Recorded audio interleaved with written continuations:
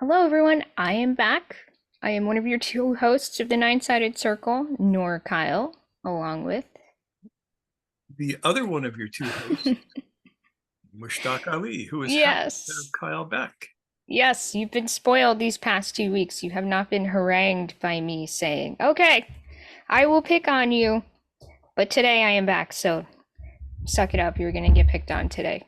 All right. That's right. First of all, welcome, whether you are here as a regular, as a friend we have not seen in some time, or as a new person. In any case, all three, we are so happy to have you here. Thank you for joining us, whether you're live or on the replay. Welcome, welcome.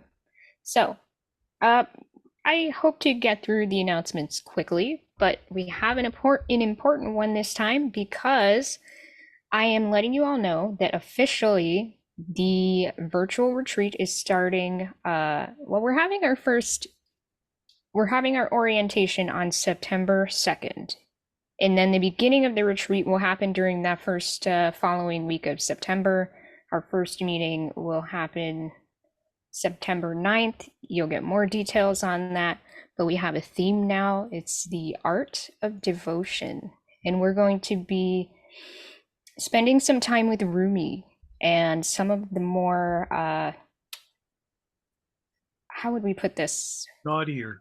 Yes, the more naughty poems of Rumi. And what we want to get at this season is that devotion comes in many forms.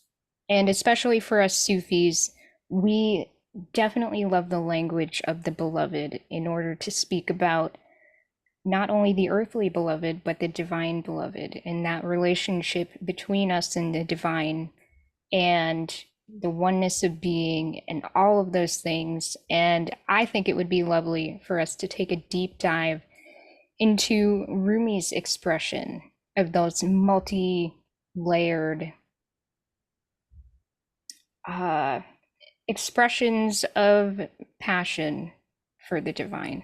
So that should be interesting. And I do not have the sign up page yet, but I do believe I will have it up within 2 days. I need a little time to get the mechanics worked out, but join our mailing list because I will be sending out an email with the information. Join our Facebook group because I will be posting information there as well. And if Either you of don't those have it on ways. the Facebook group, you don't get let into the secret group.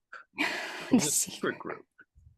There is a secret group on Facebook. This is the group where all of the people who participate in the virtual retreat get to connect online as well as in the meetings. So, And it's where we put all of the media. yeah, that's where we get to throw it all together because those will not be for the public. Those will be for the people who are specifically For the interested in special people. participating. Yes. So it will be donation based. Sorry, I stuttered. It will be donation based. We are not asking for a fee, but we do appreciate anyone who's willing to support our work to donate and Yeah, and you're yeah. welcome to donate anywhere between $1 and $1 million. We'll take anything. We aren't proud. Absolutely. Yes. All right. So, And if you don't have a dollar, it's okay. You can still come. indeed. Yeah, we don't want anyone to miss out. This is kind of one of our big community events where anyone and everyone is invited to participate. All we ask is that you have some enthusiasm for uh, making some small changes throughout 30 days that will enrich your life. And that can be a change in your diet. We do a reduced carb and intermittent fasting routine, but you are welcome to opt out of that if that's not something you're interested in. You can appreciate the experience of being in community for just about 6 weeks. We do readings together, we do check ins, we ask each other how it's going. And I also want to encourage us to think of something individual, unique to each of us that we can do as a creative act of devotion for those 30 days. So that's going to be another practice that we're bringing into this month's. Yeah, that's where the $1 million comes in. Yes. All right, so enough about that. If you have any more questions, please email. I know a few of you have emailed me with questions, and I finally have answers to give you. So come at me. And any links you desire with the email list and the Facebook group, those are in the description below. And once I get that landing page launched, that will also be in the description, actually. Which So are two shakes of a donkey's tail. Keep in touch. Yes. Thank you. That is all. Do you have anything else you'd like to add, Mushtaq? Like our video. Yeah, Subscribe the to our channel. Leave a comment. Leaving comments will be very important. We Yes. try and answer every comment that it actually makes sense. There have been a few lately that haven't, but that's okay. Try to keep it relevant. We do appreciate if you can keep it relevant to the topic on which you are commenting. Yeah. So thanks in advance for that. If it's funny, we'll post you anyway. So. Yeah, there you go. All right. I think that's it, right? That's pretty much it. Yeah. Excellent. Like our videos. If you don't like our videos, then the YouTube algorithm ignores us. And that's sad. Yeah, and we have to balance it out against our haters. Are you anyone if you don't have haters? No. No. It means you're not doing your job, because if you're not pissing somebody off, you're just too vanilla. That's right. God forbid.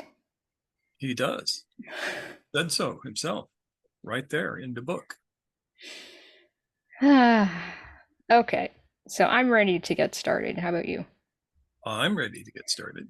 Okay, so we are tapping into the Enneagramosphere this evening, and we're going to be doing a two-parter. So this is a part one, and we are going to be discussing the Enneagram of the Now. Yes. Where shall we begin?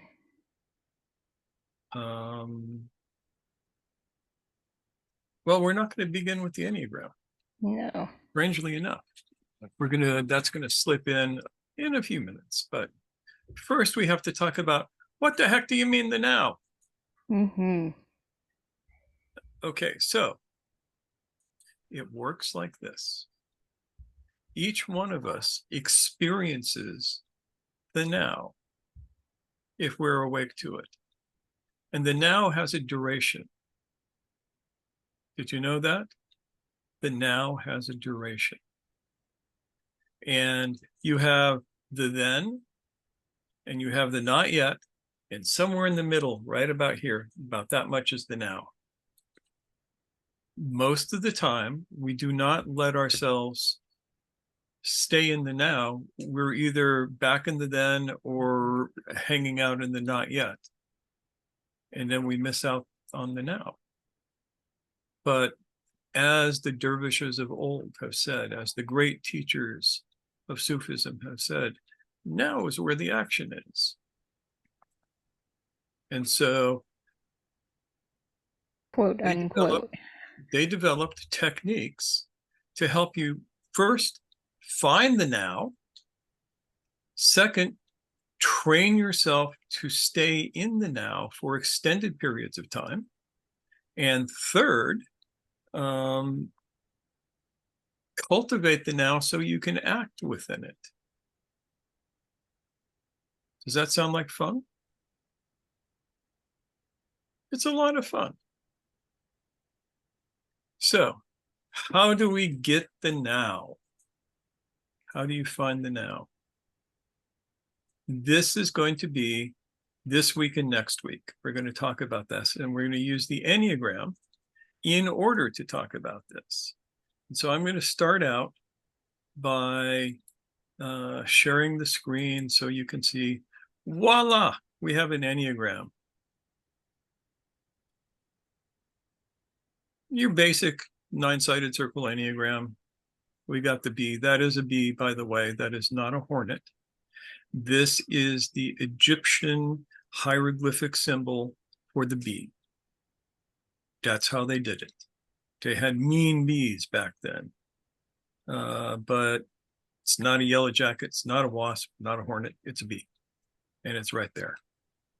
Now, if we look at this, and again, if you have not studied our Enneagram materials, I will put a link to the Enneagram playlist at the end of this video so that you can find it and figure out what the hell we're talking about. But you'll notice that we have two things happening here. We have this triangle, then we have these 6 points. The triangle represents the shock points. Shock points are places within a process where something has to enter in from outside of the process to help the process continue. If you look at the octave shows us this. You have do, re, mi, fa, sol, la, si, do, right? So do, re, mi, and from mi to fa is a half step rather than a whole step. So whole step, half step, whole step, whole step, whole step, half step, whole step. I hope I got that number right. But in any event, we look at this and we go 3 octaves. The first octave, I'm going to make that come in.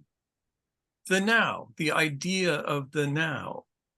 This is where you haven't been there yet, but somebody says to you, hey, guys, guess what?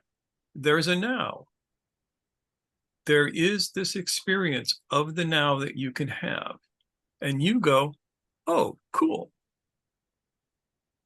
So this is me right now saying there's an experience you can have of the now. And when you have it, it will empower you in various interesting ways. It will also make you a little weird, but we like that. Make sense so far? Mm-hmm. So far we have now has a duration. Now exists in between that which is past and that which is going to come. I mean, there's been various quotes about this. Da Vinci had a great quote about it. And of course, there's Heraclitus's quote about not being able to step in the same river twice and all of that kind of stuff.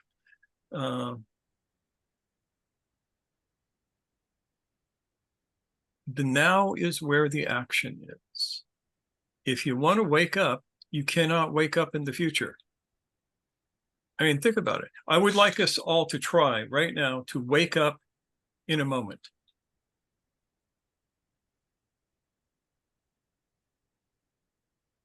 Doesn't work. You can't wake up in a moment. And you can't wake up a minute ago. You have to wake up now. This moment. This Not moment. a different one. Yeah. And our perception of the now,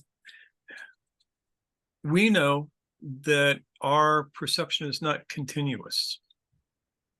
It is more like a series of frames, series of slices of experience.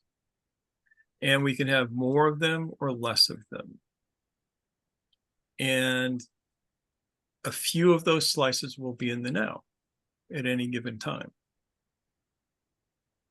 If you have just a few, you're going to miss the now. You know, if you're there is all sorts of scientific stuff on this, and I don't want to go into it tonight. People will get bored, and we'll be talking about brains and stuff. Yeah, it's a quite deep rabbit hole, and Yeah. I think we've touched on it We have in a touched on different it. video. Nobody Yeah. liked those videos, right? I did videos on time and all of that, and nobody watched them. So I'm not going to talk about that anymore. That'll show them. So there are a few ways to find the now. There is the way that we use, which is called in English the present moment exercise, or the present moment remembrance. And people have claimed that it's a number of different things. The most common claim is that it is a form of vocal recitation that some Sufi orders do. And while you can do this with vocal recitation, and it originally was, it's not about vocal recitation. So, how long is the now?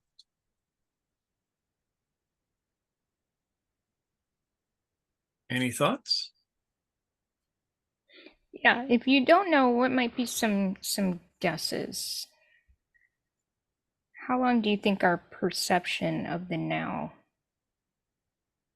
How long do you think it lasts?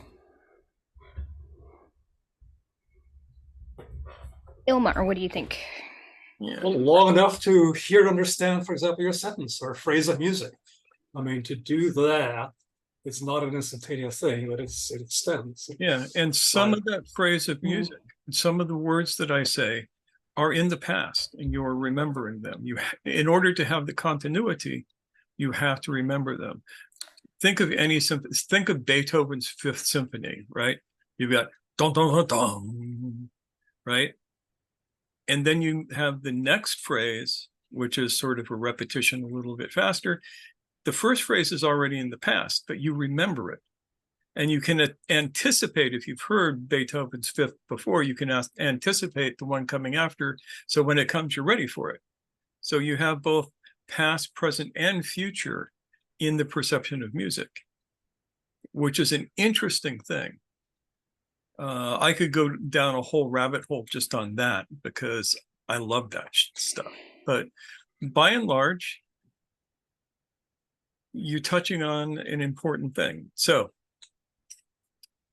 the average for the perception of now, for being able to be now, is 3 seconds, approximate.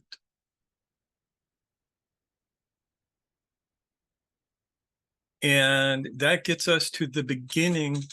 I'm going to give you the first part of the practice of presence this week and the second part next week, because it's going to take a week's worth of practice for you to get good at this. And I will show you something amazing. And all of a sudden, many things will make sense. But what I want you to do is inhale for a count of 3. Pause at the top and notice that that inhale is in the past. And just let yourself exhale. And then inhale for a count of 3. Pause at the top and notice that you are no longer in that present moment of the inhale. And then let the breath out. This begins to connect you to the present. The inhale becomes the present moment. Now, how do we time that? If you were a Sufi, what you're going to do is go la ilaha illallah, which happens to be about 3 seconds, right? So this is inner dhikr. So I'm saying that to myself, then I'm letting it go. And I'm staying present with my breath for that phrase. And if you're worried about accidentally becoming a Muslim, you don't have to use the words. And if you do accidentally become a Muslim, it's okay. It doesn't hurt, but you can like get it off you if you need to.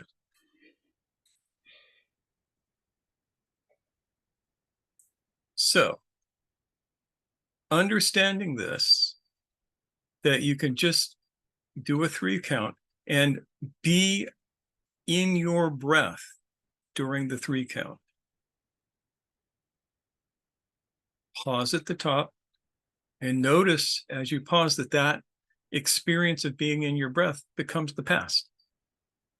Let the air out and do it again. Y'all got that?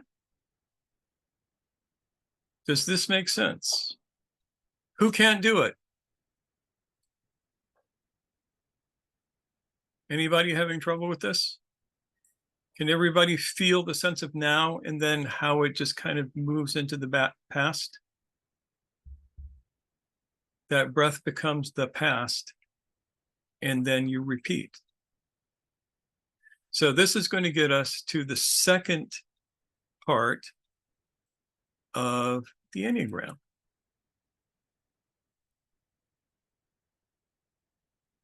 So now we have this, and we come here.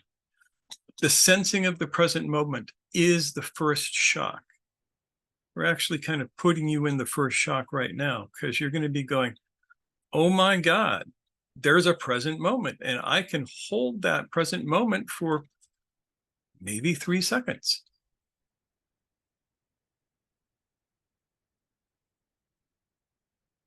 And we're going to, now that I've revealed the secret to you, we're going to get rid of that again, so I can look at y'all, stare at you, and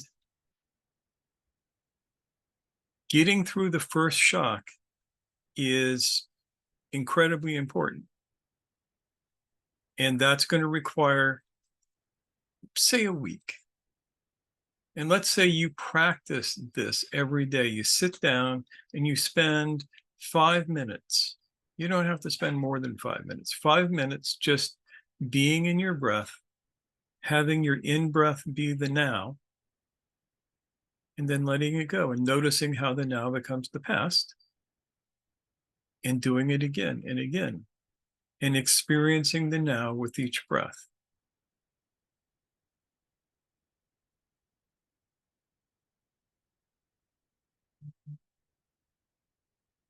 Sound like fun? Any questions so far? I hope so, because otherwise this is going to be short. All right, Khalid. Could you say a little bit about how this is connected to the first conscious shock in the Gurdjieff system? This is the first conscious shock. Okay, thank you. Yeah. The first conscious shock always comes at the mi-fa interval, and that is represented on the Enneagram as 0.3. So basically, this is an exercise to activate the first conscious shock? It's an exercise that uses the first conscious shock to activate your perception of the now.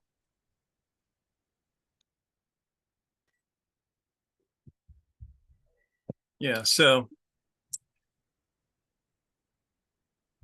that's going to go down a whole nother rabbit hole. When we talk about the 3 shocks on the Enneagram, you have the entering shock, which is oftentimes not conscious.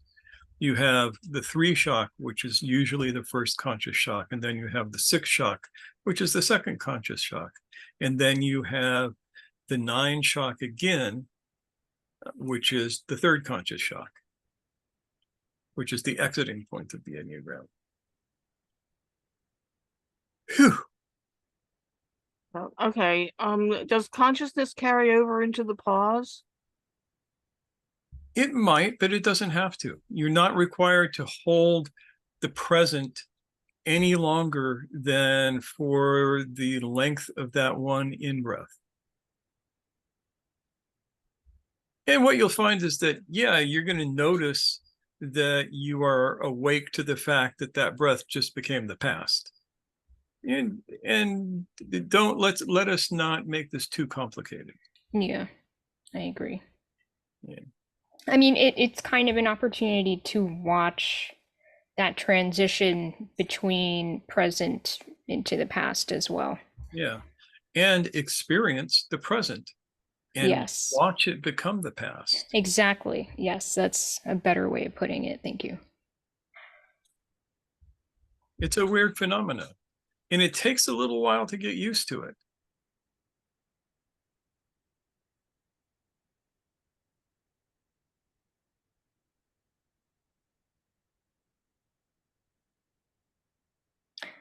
Osama. Yeah, I have a question. One of a challenge that I face sometimes is that in the repetition, the the strength of the consciousness in the beginning is not as strong, let's say, in the middle. So there's some kind of a fade Yes. of, yeah. That's a very important point. And this is why I say 5 minutes, because your conscious, your awakened muscles are pretty damn weak. And they get tired. They get fatigued. And you have to build them up slowly over time. This is just like with will. You remember last week we were talking about will and how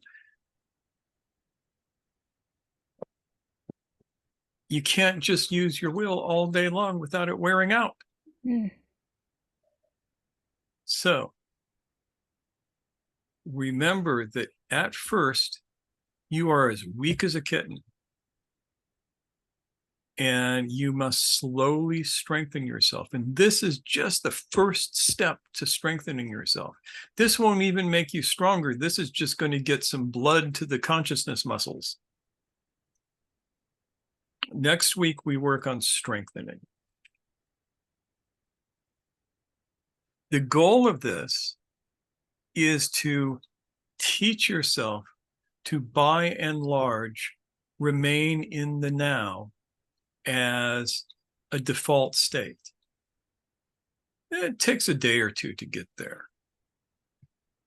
But this doesn't mean that you can't think about the past and you can't speculate on the future. God, if you couldn't do that, you would not know what to wear in the morning. You would be stuck staring at your closet going, seriously, you would not know what to eat. Yeah. You need the ability to access the past and the future, but you want to do it from the now, and you want to know what you're doing, and you don't want to identify with it. You don't want to live there. You've already lived what's gone on in the past, and you can't get back to it. All you can do is look at the pictures, remember the feelings. That's it. The action happens in the now. And the more now you got, the more action you get. That didn't come out exactly right, did it? Sorry.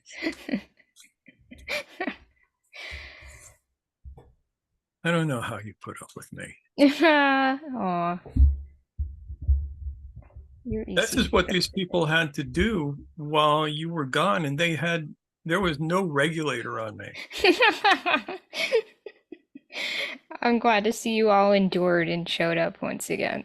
Brave, brave souls. I bet you guys had a lot of fun, and I still need to review it, but I am absolutely sure it will be amusing. So I don't want to miss out. That's my homework for this week. Don't miss out. Yeah. But now you all are on notice, like I said. So yeah.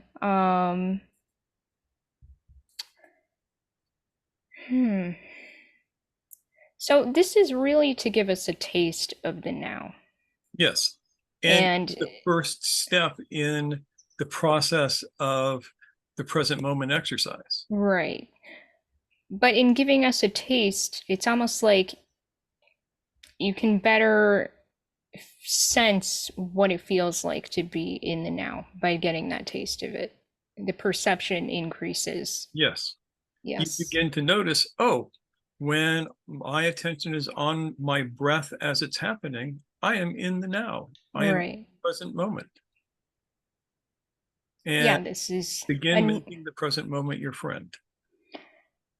People are always saying, focus on the breath or turn your attention to the breath in order to be in the present moment. And that is essentially the same mechanism we're utilizing here, just in a slightly more structured and specific way. Yeah.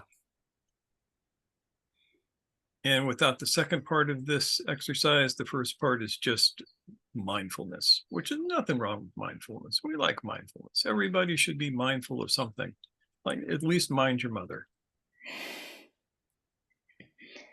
But we can use that as a stepping stone, Yep. stepping stone to deeper work, as we shall soon see.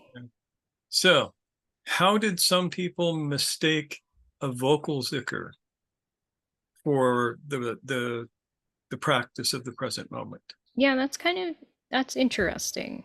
And the What's- answer is this. If there are a group of us and we want to be in the present moment together, and we know that we have to time ourselves to it, we use a vocal zikr as our metronome. Oh, okay. So it's a way to So what is synchronize the group? cohesiveness, yeah. And the tricky part is not to fall asleep, fall into a trance to the sound of that zikr. Yeah. At least not for this practice, this Not exercise. for any practice of zikr. It's not our way, yes. No, and you know, if you want to go into trance, watch TV. It works really, really well. You know, you got that 30 hertz thing happening on the TV screen, it'll put you right into trance. But Khalil has a question when you're ready. who has? Khalil? Khalil, ask me questions. So it seems like in a vocal zikr that your remembrance of your utterance would come at the end of the exhale, not the inhalation. Would have to, right? So you'd say La Have you ilaha never- illallah, and then you'd remember, and then you'd in-breath, and then say it again Nope, together with the actually, no? no. But I'm not going to tell you how it works until next week, because that Okay. would be a minute away. Okay. But you're right. You have to do something on both the inhale and the exhale.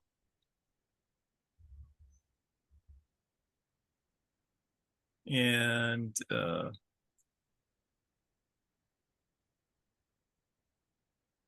yeah, I don't want to say anything more about that. One Gonna make thing people at wait. a time. Yeah. Gonna Yep. make people wait. And we haven't even got to the third point on the Enneagram yet.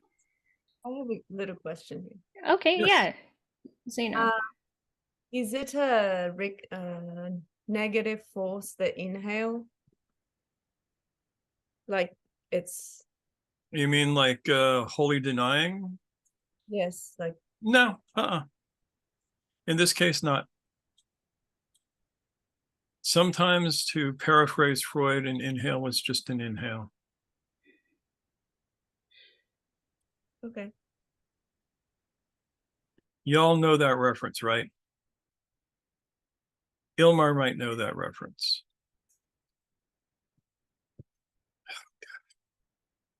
Lay it on us. I certainly don't. I can't remember it. Yeah. All right, Sigmund Freud was lecturing his students, and he was standing there and he was talking to them about phallic symbols Mm. and their importance. And everybody in class started staring at his cigar. Yeah. And he looked at them, and then he looked at his cigar, and then he just casually said, and sometimes a cigar is just a cigar.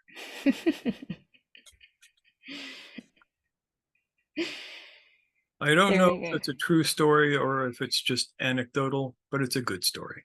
Mhm. All right, so let's pull up Point 3. point 3. Hit the screen share. I love your fancy little presentation here, upscaling it. Yeah, well, you know, you guys are worth it. So, point 3. The second shock is surrendering into the present moment. Now, this means something very specific. Here is where you let go of that which holds you back from being present. You literally surrender yourself into the present. And it requires a certain amount of grace. It requires, as we say, barakah, to be able to access this. Now, the 2 points down here that we're going to talk about next week will explain to you how to get there.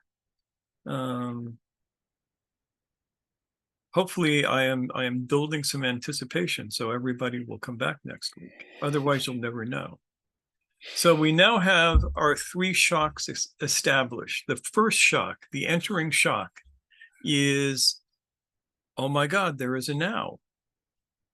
Maybe you just heard about it. Maybe you've never really taken a moment to try and find the now, but somebody goes, you know, there is now.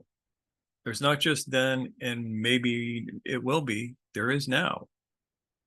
And this starts you on your journey. You move through these 2 points and you get to your first conscious shock, and that is sensing the present moment.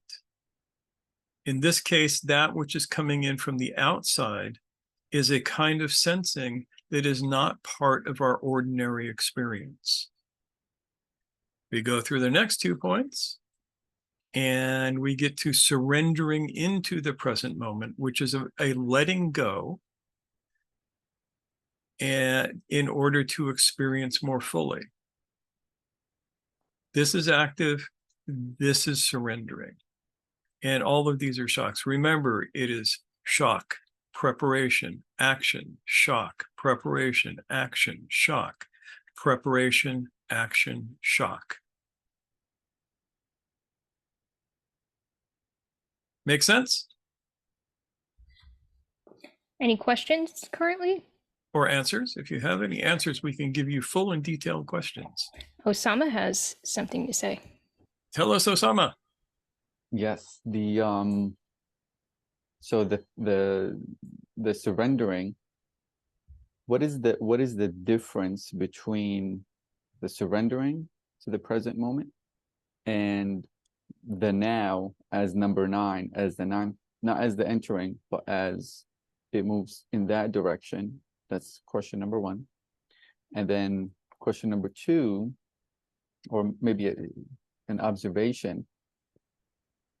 The surrendering, it kind of reminded me of the tranquility point in the emotion Enneagram. Is there some kind of relation there? Kinda, That yeah. home, having that tranquility state as home, and the present moment. I can say this to you and you will probably understand it. At point 3, you are Muslim. At point 6, you are mu'min. You understand the difference? Yes. And the overarching sense of it is Islam at the top.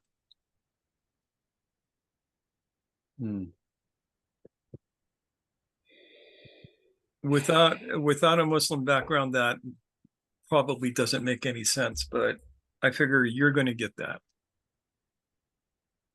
You might have to think about it. Yeah, I thought you were gonna say you're a Muslim, you're a mu'min, and then at number 9, you're a muhsin. I could say that. Okay. That makes sense. Yeah. How might you guys quickly, I know you know, it's not necessarily going to make sense to those who are not working from that context, but quickly, how might you guys define those terms? You want to give it a shot, Osama?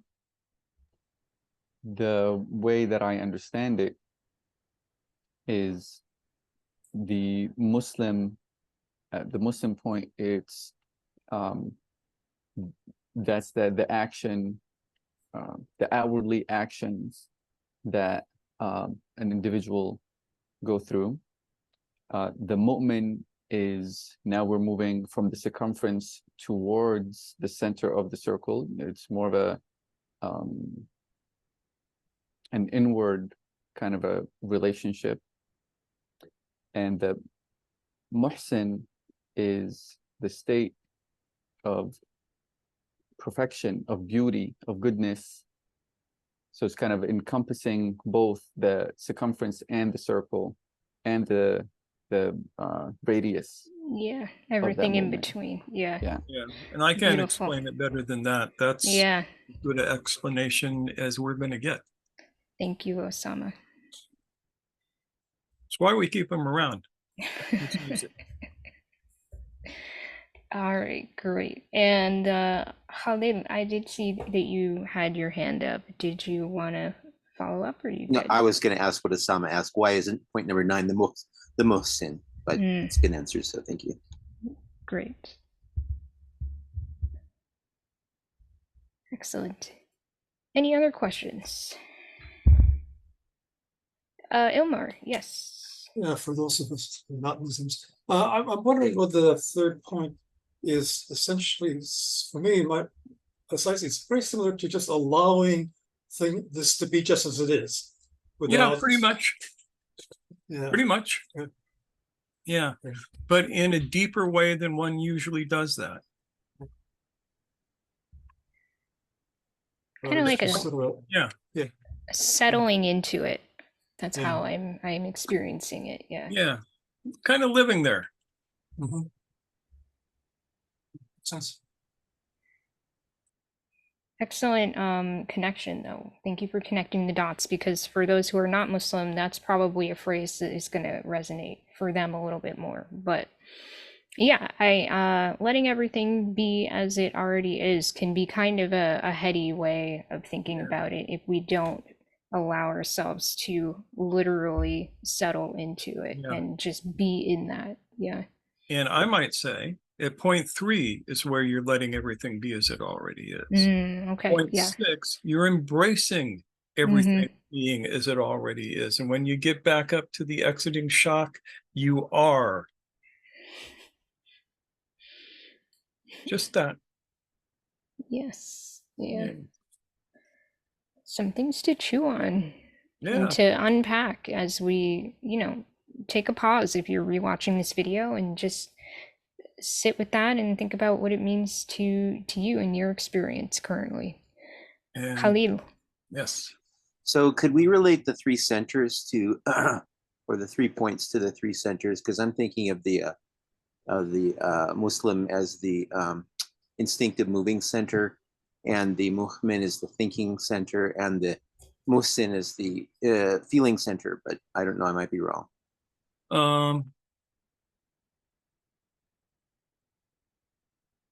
If I were to do that, I would do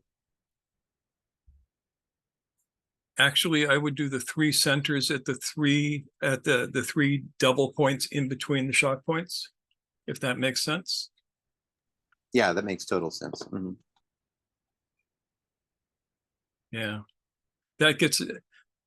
we're getting into rabbit hole territory with that, which I absolutely love, but Noor will come in here and hit me with a stick if I go too far down that rabbit hole, just because we'll be off in weird directions. The stick is ready.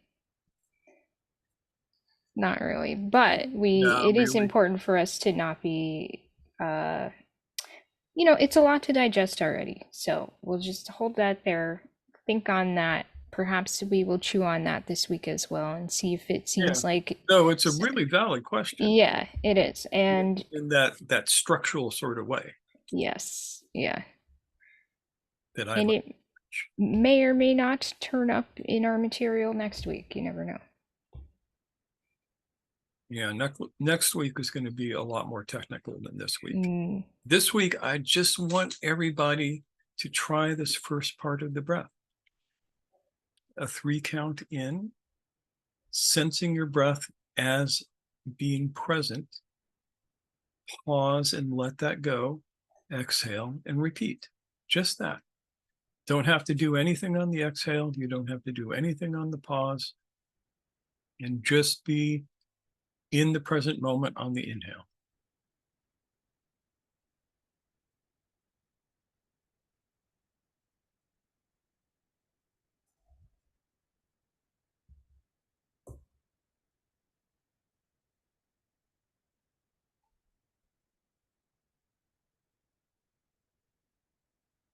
That's all I got.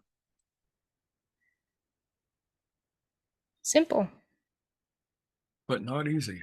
No, and it will require some taking time to do this practice so that you can relate to it experientially and then take that experience and try out what we talk about next week in addition.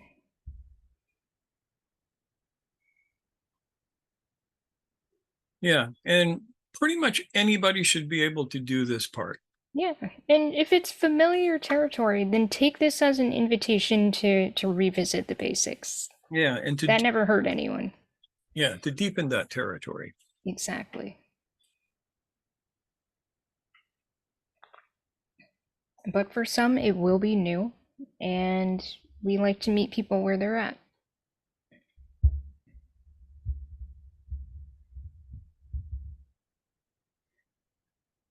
Plus, this is not a practice that is commonly shared as we're sharing it. This present moment exercise.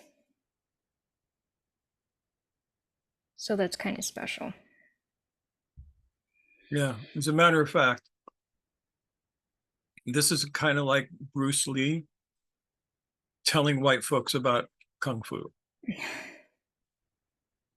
Seriously, this is stuff that is usually considered forbidden for the uninitiated to know.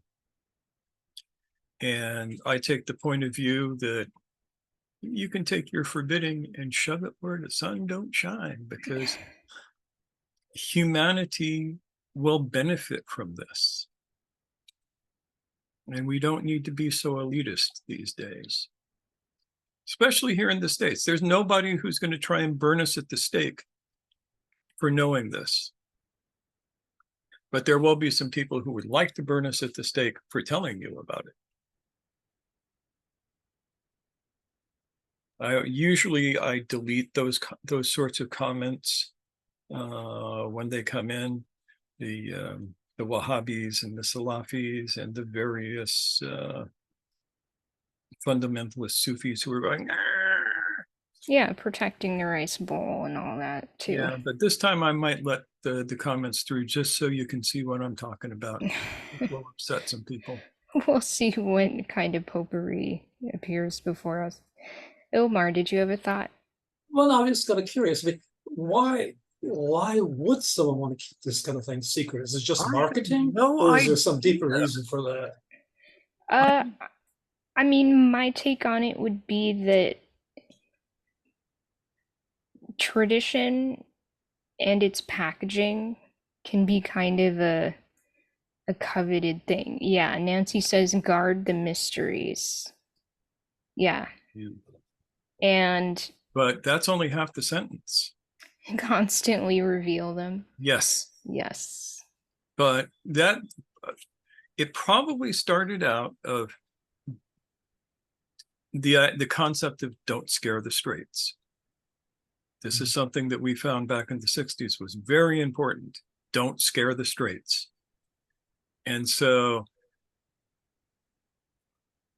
I think that originally that was self-protective. You only tell people who have proven themselves to not be too weird and can actually join the club. But it has moved from that. And now, like Noor said, it's about protecting the rice bowl and being special. Mm-hmm.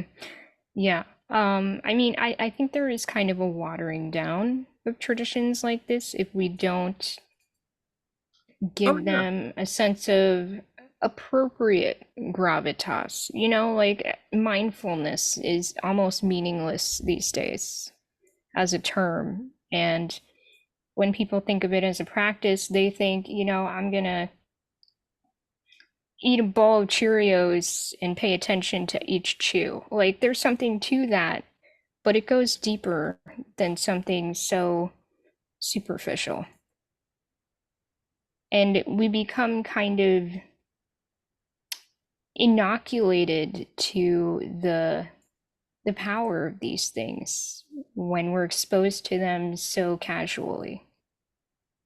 So I think that that's one reason why people can be protective of this from a not so much protecting the rice bowl point of view, but protecting the potential for change that can be possible when these things strike someone freshly. Does that make sense? Yeah, that makes some sense. It reminds me a little bit, though, of, the Catholic Church not wanting the Bible translated from Latin, just so Yeah. all the hoi polloi wouldn't be able to read it Yes. directly. And there's that too, right? Yeah. There's certainly there's that a lot too. of that. And often what happens with this is that, and again, I use the martial metaphor. You have the master, the kung fu master, right? And he's teaching everybody, but he's withholding the last little bits of his art. And he's planning on teaching his successor just before he dies. And then he dies before he can teach his successor. And so his successor carries on. He doesn't have that last little bit, but he understands that he's got to keep some of the secrets back. So especially because if he doesn't, his students might get as good as him. And we go generation to generation of losing more and more and more. This has happened in Sufism, I don't know how many times. In every tariqah, it's a sad state of affairs, but it's the nature of the beast. The only way to prevent that is teach everybody who wants to know it the whole thing. Then it's not going to get lost. And then nobody gets to hoard it. Yeah, nobody gets to hoard it. Yeah. There are no gatekeepers to truth. Yes. That's something whose time has passed. Yeah. So Khalil says this attitude is very prevalent in the Gurdjieff Foundation. I hope you don't mind me reading that out loud, but I think that's something we have touched on in conversation in the past, and it is a complaint that we have about many of the people who roll through our comments. Just as Mushtaq was talking about earlier. Here's the truth: there is no more Gurdjieff teaching. Gurdjieff's teaching died with him. He never had a true successor. Madame de Saltzman came pretty close. And now she's dead. I think J.G. Bennett also came close, but that's because he went outside of the teaching to bring more stuff in. But I was actually a student of Jacob Needleman, but he died 4 months ago, which is one of the reasons I'm here. Because in the Gurdjieff Foundation under Jacob Needleman, here in San Francisco anyway, there aren't really any more successors to that tradition. Yeah, I didn't realize he died. That's sad. He died in November. Yeah. I'm a philosophy graduate student in San Francisco State University, so he was pretty much my mentor. I am so sorry for your loss. Yeah, he was a wonderful eulogies too. So really, you could tell that he made a huge impact on people's lives. So. Yeah, I'm not surprised. I was also a philosophy major under Dr. Peter Kostenbaum, who taught at San Jose State and at his own institute. And you sound a lot like me sometimes, or I sound like you, one of the two. So that doesn't surprise me. There's some lineage there, yes. Yeah, very cool. Yeah, thank you, Khalil.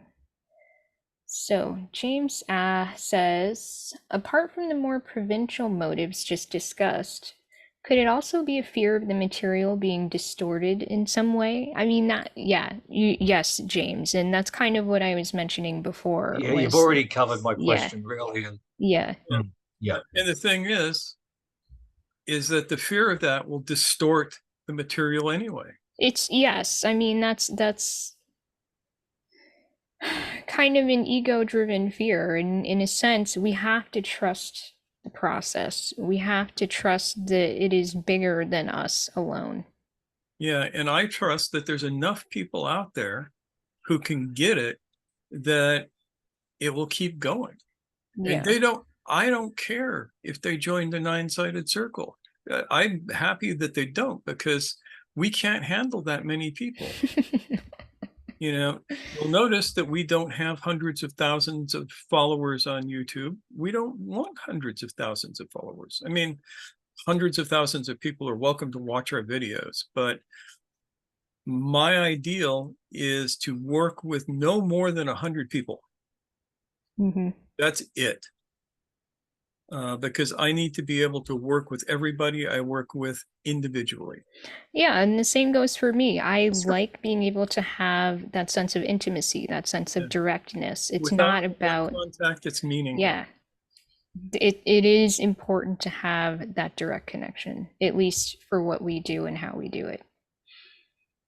Yeah, so we tell everybody the secrets. Yep, and if we forget, you get to remind us.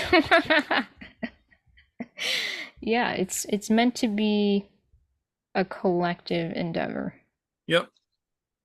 Because the fact of the matter is that the reason it's a circle is because we all hold the secrets together. But the secrets are bigger than any one person. Yeah. James, did you have a thought you wanted to add? No, I just didn't realize I had muted myself. No worries. Just checking. Let's do that now. Yeah. All right. Is there anybody who we haven't heard from? Yeah, a couple people. I guess it's haven't heard my duty. Very quiet. Let's see, Levita and Shuri primarily. So, Levita, are you there? What are you thinking about? And remember, she might be driving. I know, and if she's still driving, that's okay. You get a pass this time. And will not hurt her feelings. Shuri, how about you? Well, this has been great. It's made me laugh because I was thinking of the math. I thought, right, okay, so you said 5 minutes, and I thought, right, 3 into 1 minute is 100. That's 100 repetitions, and if you do it all week till next week, that's 700 repetitions. You should get this down pat. Yeah. Actually, if you do it right, it's 99 repetitions, which is what this is for. Yeah. Mm. Yeah.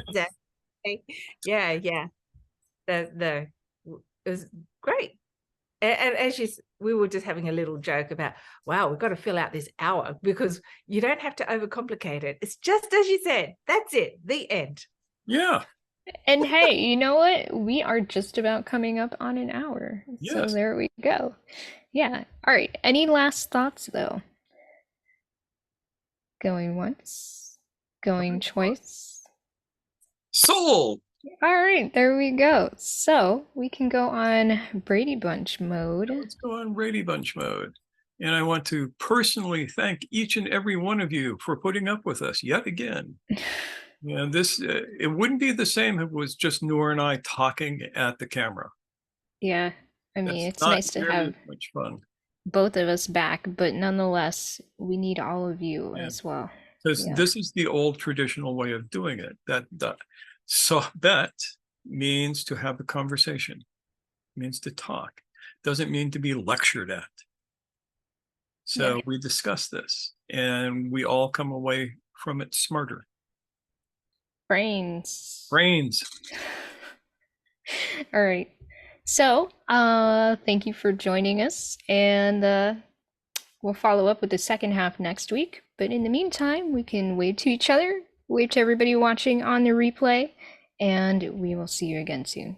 All righty. Bye.